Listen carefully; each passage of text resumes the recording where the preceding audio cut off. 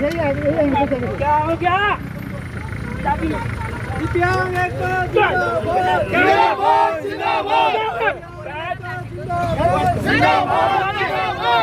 918 दिन। जी हां, पूरे 918 दिन से जारी एक आंदोलन, लेकिन अब सब्र जवाब दे रहा है। शिमला से सामने आई ये तस्वीरें कई सवाल खड़े कर रही हैं। हिमाचल प्रदेश की राजधानी शिमला में दृष्टिहीन संघ का आंदोलन एक बार फिर तेज हो गया है। अपनी मांगों को लेकर संगठन के सदस्य प्रदेश सचिवालय के बाहर धरने पर बैठ गए और विरोध दर्ज कराने के लिए अलग अलग तरीके अपनाए। संगठन का कहना है कि वे पिछले 918 दिनों से बैकलॉग भर्तियों की मांग कर रहे हैं, लेकिन अब तक सरकार की ओर से कोई ठोस कदम नहीं उठाया गया। इस बार आंदोलन ने और सख्त रूप ले लिया है। संगठन के सदस्यों ने चेतावनी दी है कि अगर एक सप्ताह के भीतर मुख्यमंत्री के साथ बातचीत का लिखित आश्वासन नहीं मिलता तो वे आंदोलन को और तेज करेंगे और बड़े स्तर पर विरोध दर्ज कराएंगे। संगठन के प्रतिनिधियों का कहना है कि वे अपने अधिकारों के लिए शांतिपूर्ण तरीके से संघर्ष कर रहे हैं, लेकिन लगातार अनदेखी के कारण अब उन्हें सख्त कदम उठाने पड़ रहे हैं। बताया जा रहा है कि इस आंदोलन के समर्थन में प्रदेश के अलग अलग हिस्सों से दिव्यांग सदस्य शिमला पहुंच सकते हैं, जिससे आने वाले दिनों में प्रदर्शन और भी बड़ा रूप ले सकता है। अब आगे सवाल यही है कि क्या 918 दिन से जारी इस आंदोलन का समाधान निकलेगा या फिर आने वाले दिनों में ये प्रदर्शन और भी तेज होगा। वो कहाँ बात करते हैं। मेरा नाम राजेश ठाकुर है, मैं रामपुर बुशहर का रहने वाला हूँ। जो ये समस्त दिव्यांगजनों का आंदोलन चल रहा है, इसके लिए आज 918 दिन हो चुके हैं। ये हमारा 30वां चक्का जाम है। जैसे सभी जानते हैं, 6 अप्रैल 2026 को हमने ओक ओवर का घेराव किया। उस दिन सुक्खू जी प्रदेश के बाहर गए थे, लेकिन हमें उस दिन भी आश्वासन नहीं मिला कि आपको हफ्ते के अंदर अंदर उनके साथ बैठक दी जाएगी। लेकिन 7 अप्रैल को मैंने जो उनके प्रिंसिपल सेक्रेटरी साहब है राजीव शर्मा जी, उनके नंबर में 11 बजे से लेकर 4 बजे तक मैंने कंटिन्यू कॉल की। 280 नंबर 640 नंबर है उनका, उसमें कंटिन्यू कॉल की। 33 कॉलें की, लेकिन 33 कॉल में वहाँ तक एक फ़ोन तक वहाँ मेरा रसीद नहीं हो पाया, जिसके कारण कि हमें फिर से नोटिस लगाना पड़ा 21 तारीख का। लेकिन फिर भी सुक्खू जी हमारे नोटिस को लेके पश्चिम बंगाल की ओर भागे। आज वो डेरा में जनसंपर्क से सुन रहे हैं, लेकिन उनके पास इतनी टाइम नहीं है कि वो दिव्यांगजनों की समस्याएं सुने। जो संविधान के तहत हमें दिया जाता है वही हम सरकार से मांग रहे हैं, लेकिन सरकार अनदेखी कर रहे हैं। अगर आज सुक्खू जी हमें अपनी इधर से बैठक करने के लिए आज लिखित रूप में नहीं दे देते हैं, तो मैं आधे घंटे बाद ये बनियान भी उतार के परे फेंक लूँगा।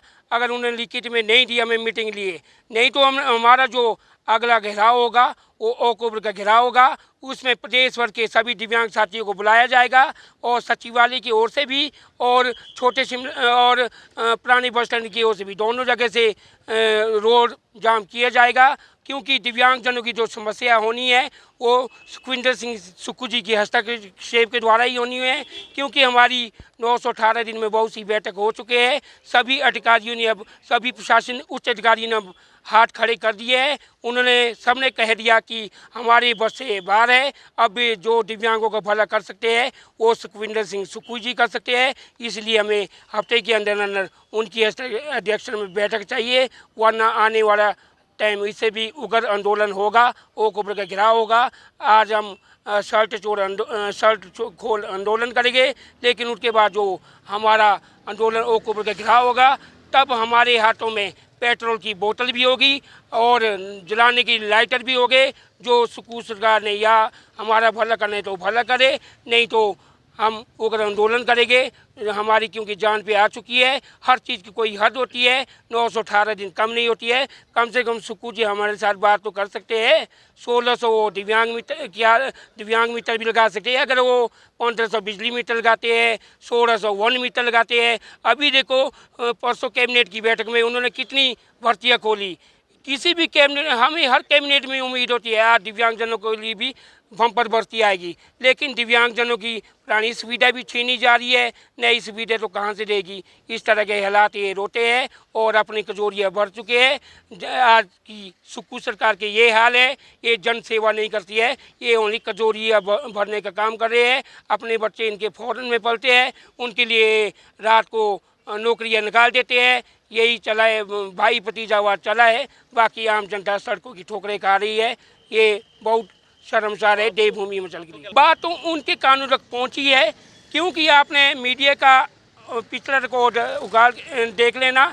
सुक्कू जी ने खुद कहा है दिव्यांगजनों की ये संवैधानिक मांग है, इनकी सारी मांगें जायज़ है, फिर भी सुक्कू जी क्यों नहीं दे रहे हैं, ये हमारे से बेहतर सुक्कू जी बता सकते हैं।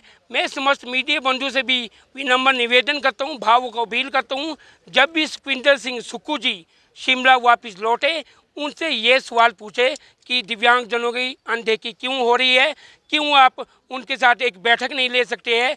अधिकार देने का तो दूर की बात है, स्पष्ट ही क्लियर कीजिए आप।